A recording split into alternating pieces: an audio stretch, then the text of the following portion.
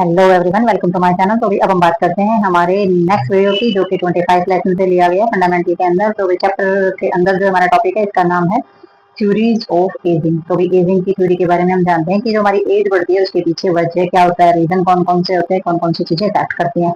तो इसमें थ्योरी जो दी गई उन्होंने बताया, ageing is the normal process of human development. तो भाई इंसान के अंदर ये बहुत ही नॉर्मल प्रोसेस है। ह्यूमन के अंदर जो डेवलपमेंट होता है ये एक नॉर्मल प्रोसेस है, हमारी बॉडी के अंदर पता भी नहीं चलता है और सब कुछ होता रहता है।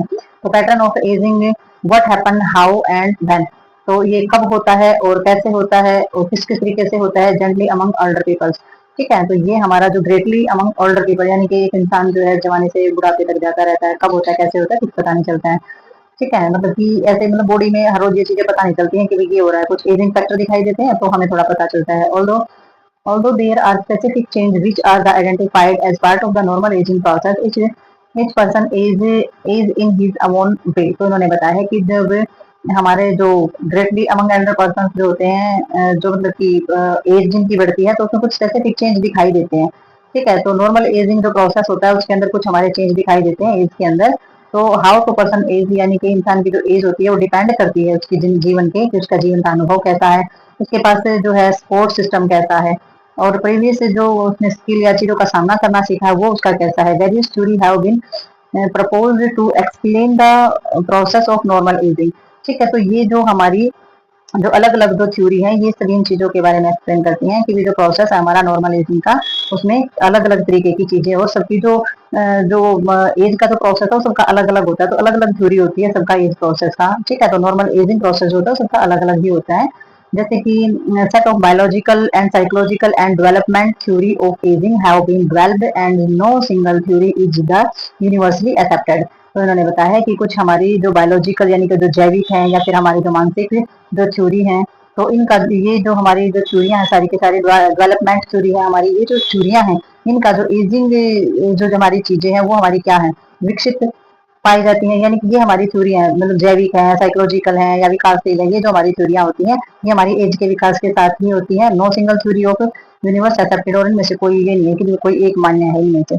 ठीक है, तो कोई भी इनमें से मान्य भी नहीं है। तो लेकिन ये थ्योरी है, फिर भी माना जाता है कि जब एज बढ़ती है तो हमारी शारीरिक रूप से, मानसिक रूप से और जो डेवलपमेंटल जो चीज है वो हमारी बढ़ती है, लेकिन मान्य कोई नहीं है ये कोई है इसी की वजह से हमारी एज बढ़ती है या इसी की वजह से एज में ये चीजें आती हैं। तो सबकी अलग अलग है, एज बढ़ने का पैटर्न जो है वो अलग है और एज के इफेक्ट है वे अलग है। तो सब हमारी अलग अलग ही दिखाई देती है। तो नेक्स्ट देखते हैं इसमें हम। तो इसमें जो बायोलॉजिकल थ्योरी हमारी देखी जाती है तो बायोलॉजिकल के अंदर आ जाता है ये जो थ्योरी होती है the example physical ageing of the involuntary process which eventually lead of the cumulative change of the cell tissues and fluid.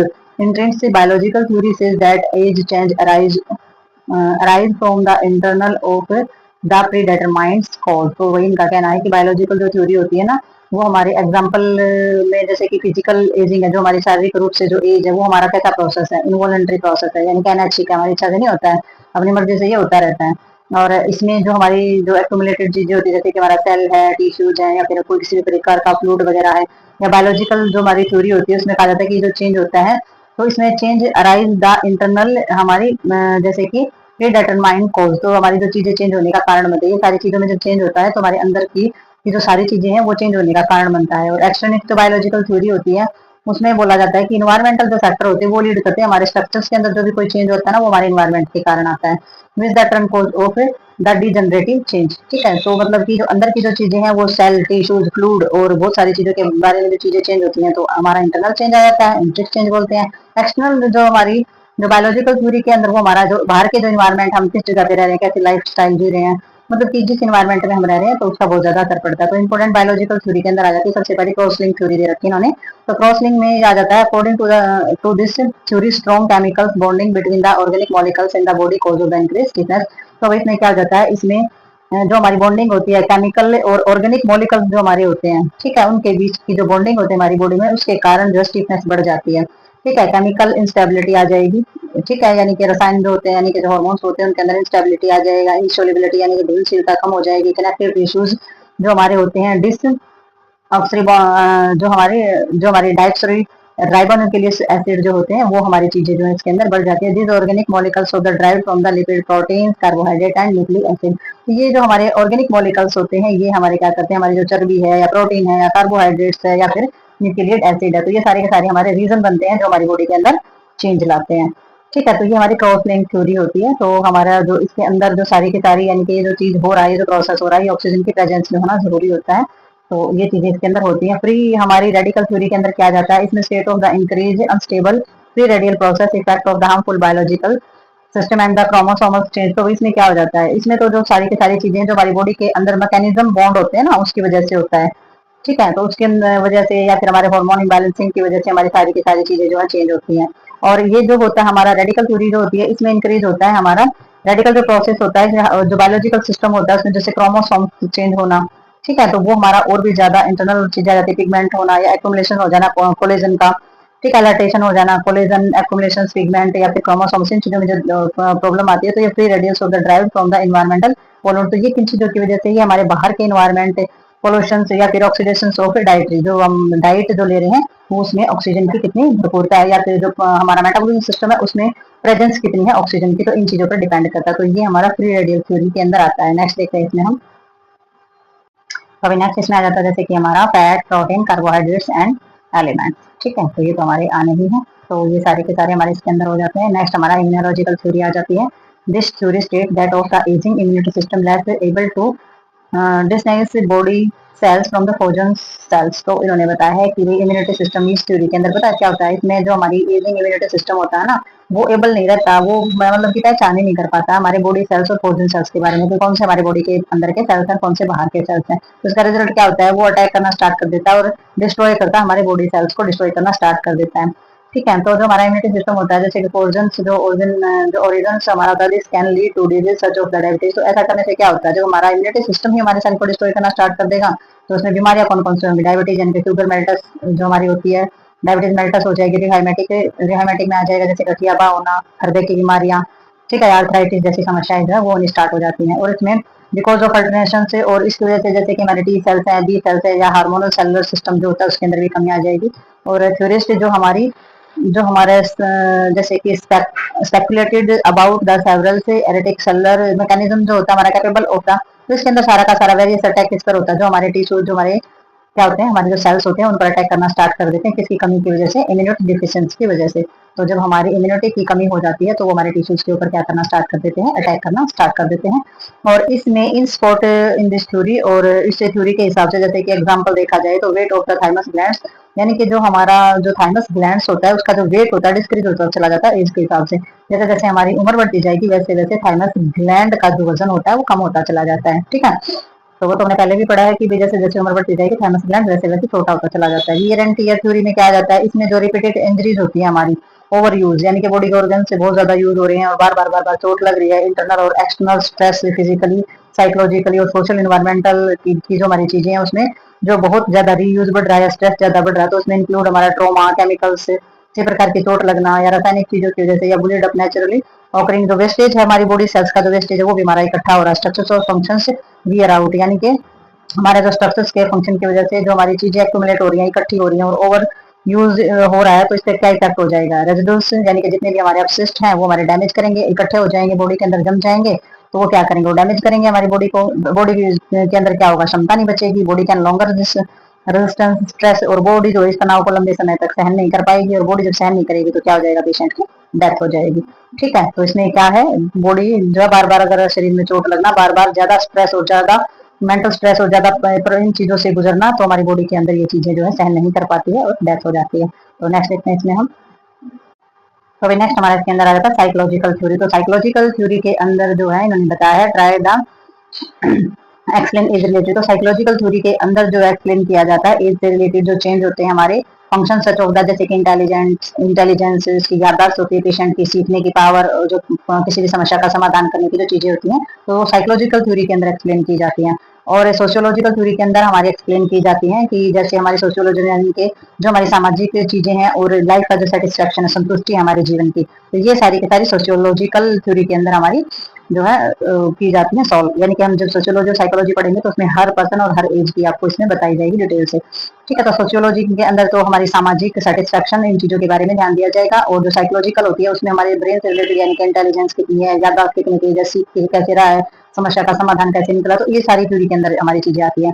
तो टाइप ऑफ साइकोलॉजिकल थ्योरी की जो टाइप होती है जैसे कि एक्टिविटी थ्योरी, तो एक्टिविटी थ्योरी में क्या आ जाता है, इसमें एक successful ageing life satisfaction depend of the maintaining of high level of activity. अगर जो स्टेट होता है हमारे यानी कि एक सक्सेसफुल जो एज होती है ना हमारी, तो उसमें जो सबसे पहला सेटिस्फेक्शन होता है किस पे डिपेंड करता है, हमारा हाई लेवल एक्टिविटी जो है वो अगर आप मेंटेन करते हैं तो आप क्या रहेंगे, इसमें सेटिस्फेक्शन रहेगा आपको। ठीक है, इंक्रीज एक्टिविटी, और हमारी एक्टिविटी जो है वो इंक्रीज होगी अगर areas of the activity is one areas decrease. अगर एक एरिया में हमारी एक्टिविटी कम हो जाती है तो दूसरे एरियाज में आप अपनी एक्टिविटी को बढ़ा सकते हैं, कैंडिडेट एजिंग, और आप इसको चेंज कर सकते हैं। ठीक है, यानी कहने का मतलब है कि आपने एक्टिविटी बनाए रखनी है अपने जीवन में, एक एक्टिविटी अगर कम हो जाती है तो दूसरी एक्टिविटी आप बढ़ा सकते हैं, तो आप अपनी एज पर कहीं हद तक आप सक्सेसफुल एजिंग यानी कि सेटिस्फेक्शन चीज जो है वो जी सकते हैं मेंटेन करके अच्छे से। कंटिन्यूटी थ्योरी में क्या हो जाता है, इसमें हम करते हैं अकॉर्डिंग टू थ्योरी, तो थ्योरी के अकॉर्डिंग इसमें जो इंडिविजुअल जो हमारी बहुत ही जरूरी चीज है, same of the respect life change, यानी कि इसमें चीजों के चेंज हो जाने के बाद भी कुछ चीजें जो लाइफ में सेम ही रहती हैं। ये theory focus more on the personality of individual behaviour other times. तो इसमें क्या होता है, इस थ्योरी में जो फोकस होता है वो किसी की पर्सनैलिटी या फिर इंडिविजुअल जो उसका एक व्यक्तिगत जो व्यवहार होता है उस टाइम वो वैसा ही रहता है, उसी पे फोकस रहता है। ठीक है, तो कुछ चीजें चेंज हो जाने के बाद भी कुछ चीजें जो है एसेंशियल्स रहती हैं, सेम ही रहती है, जैसे कि उसका मानवीय व्यवहार जो है वो, उसकी पर्सनैलिटी जो है वो।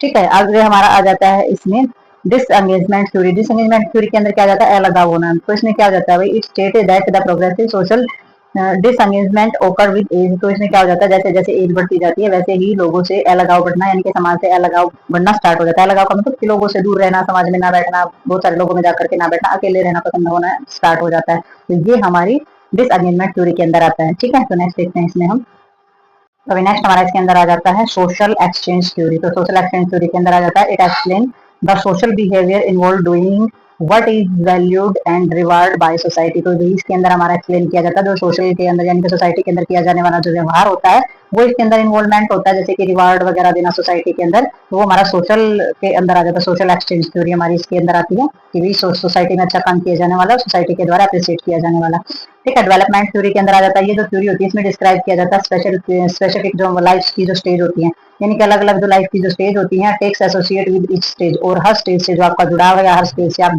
जुड़ रहे हैं वो डेवलपमेंट थ्योरी के अंदर हमारा आता है। ठीक है, कि आप किस किस स्टेज से जुड़े, कैसी आपकी जो स्पेसिफिक लाइफ स्टेज क्या क्या थी और किस किस चीज से आप जुड़े। इन्वायरमेंटल थ्योरी के अंदर आ जाता है according to the theory factor in the environmental such of the industries of the carcinogens sunlight infection etcetera bring change in the ageing. तो इसके अकॉर्डिंग जो है इस थ्योरी के अकॉर्डिंग आ जाता है कि इन्वायरमेंट में होने वाली जैसे कि इंडस्ट्री यानी कि हमारी फैक्ट्री वगैरह है, कार्सिनोमस बोला जाता है कि ऐसे पदार्थ वहां से और ऐसे केमिकल्स और ऐसे पदार्थ वहां निकलते हैं, कार्सिनोजेंस जो बोले जाते हैं, वो जो हमारे जो सेल्स होते हैं डीएनए वगैरह होता है उनको डैमेज करने का काम करते हैं, या फिर सूर्य की किरण होती है, या फिर किसी प्रकार के इन्फेक्शन होते हैं, bring change in the ageing, ये भी हमारी एज को चेंज करने या एज को बढ़ाने का काम कर सकते हैं। तो ये हमारे आ जाते हैं इन्वायरमेंटल थ्योरी के अंदर। जेनेटिक थ्योरी के अंदर क्या जाते हैं, इसमें इन्वॉल्वमेंटरी हमारी इनहेरिटेड प्रोसेस हमारा होता है, यानी कि हमारी इच्छा के बगैर ये जो एजिंग का जो वर्क है ना, ये जो प्रोसेस है चलता रहता है, तो इसमें हमारे सेल और टिश्यूज का जो स्ट्रक्चर है वो इसमें चेंज होता रहता है, ये प्रोसेस हमारी बॉडी के अंदर चलता रहता है। तो ये हमारी जेनेटिक थ्योरी है, थ्योरी के अंदर ये चीजें आ जाती हैं। तो नेक्स्ट देखते हैं इसके अंदर, तो हमने सारी थ्योरियां जान ली है कि हमारी जो एज है वो किस तरीके से धीरे धीरे बढ़ती है और कौन कौन सी चीजें उसके अंदर प्रभाव डालती है। ठीक है, तो नेक्स्ट देखते हैं इसमें हम। तो अब हम बात करेंगे इसमें सबसे इम्पोर्टेंट जो हमारी चीज दी गई है मिथ अबाउट एजिंग। तो एज को लेकर के क्या क्या लोगों की झूठी धारणाएं हैं। ठीक है, तो लोगों ने जो अपने आप ही बनाई हुई है, अपने आप ही जो बनाई हुई बातें हैं, इनमें से सच्चाई कुछ भी नहीं है। तो हम उन मिथ पर अब बात करेंगे। तो मिथ्स में इन्होंने दिया है some of the common of misconceptions about the ageing and giving age self flow follow. तो इनमें वही कुछ मिसकंसेप्शन दिए गए हैं कॉमन, हम देखेंगे कि कौन कौन सी गलत धारणाएं हैं। सबसे पहली गलत धारणा ये है कि ओल्ड एज जो है 65 साल के इंसान जो बुजुर्ग होते हैं, ऐसा कुछ नहीं है। ठीक है, 65 साल से कोई बुढ़ापा शुरू नहीं होता है, 85 से आगे जाकर के हमारी ओल्ड एज स्टार्ट होती है। नेक्स्ट इसमें मोस्ट जो हमारे ओल्डर एडल्ट होते हैं वो हमारे नर्सिंग होम में रहते हैं, ऐसा भी कुछ नहीं है। मोस्ट जो हमारे ओल्डर पीपल होते हैं वो हमारे कैसे होते हैं, वो कमजोर होते हैं या फिर वो अपना अच्छे से सर्वाइव नहीं कर पाते हैं, तो ये भी झूठ है, ये ऐसा संभव हो सकता है। मोस्ट ओल्डर पीपल जो होते हैं वो मिजरेबल या फिर डिप्रेस्ड रहते हैं, मानसिक रूप से परेशान रहते हैं, डिप्रेस्ड रहते हैं, तो ये भी गलत बात है। Older people can not work of the effectively as younger people, ऐसा नहीं है कि जवान आदमी से ज्यादा या ओल्डर पीपल जो है वो जवान आदमी की तरह काम नहीं कर सकता, बिल्कुल कर सकता है, परफेक्टली कर सकता है। ओल्डर पीपल जो है वो एक्सपीरियंस जो उनका होता है, intellectual ability can not learn new skill, ऐसा कुछ भी नहीं है कि जो ओल्डर पर्सन होता है वो सारे अपने अनुभव के अनुसार और अपनी बौद्धिक क्षमता के अनुसार, उसकी एबिलिटी के अनुसार वो सारे के सारे स्किल जो है वो सीख सकता है। लेकिन इसमें लिखा can not learn new skill, ऐसा नहीं है। इन्होंने बताया कि स्किल जो है नहीं सीख सकता, लेकिन ये भी झूठ है। ठीक है, तो इसमें इन्होंने बताया not older people are sick and need help for daily activities, की भी जो ओल्डर पीपल होता है वो हमेशा बीमार रहता है, उसे दूसरों की एक्टिविटी की, दूसरों की सहायता की जरूरत रहती है। तो ये भी गलत बात है, ऐसा कुछ भी नहीं होता है। तो older people as set their the ways होता है कैन नॉट चेंज, भी ओल्डर पीपल जो होता है ना वो अपनी बातों का पक्का होता है कि जो उसने बोल दिया वही बोलेगा, वो अपने आप में चेंज नहीं कर सकता। तो ये भी झूठ है, कर सकते हैं बिल्कुल change. Older adult are not interested in sex, जो ओल्डर पर्सन होते हैं वो सेक्स में इंटरेस्टेड नहीं होते, ये भी गलत बात है, वो बिल्कुल सेक्स में इंटरेस्टेड होते हैं, ऐसा कुछ नहीं है। ओल्डर एडल्ट से do not care about their looks and appearance, older person जो होते हैं वो अपने अपीयरेंस का या लुक्स का ध्यान नहीं रखते हैं, यानी कि अपने आप को जो सुंदर दिखना होता है उन चीजों का ध्यान नहीं रखते। तो ये भी झूठ है, वो अपने अपीयरेंस का बिल्कुल ध्यान रखते हैं और बिल्कुल उनको अच्छा लगता है अच्छा दिखना।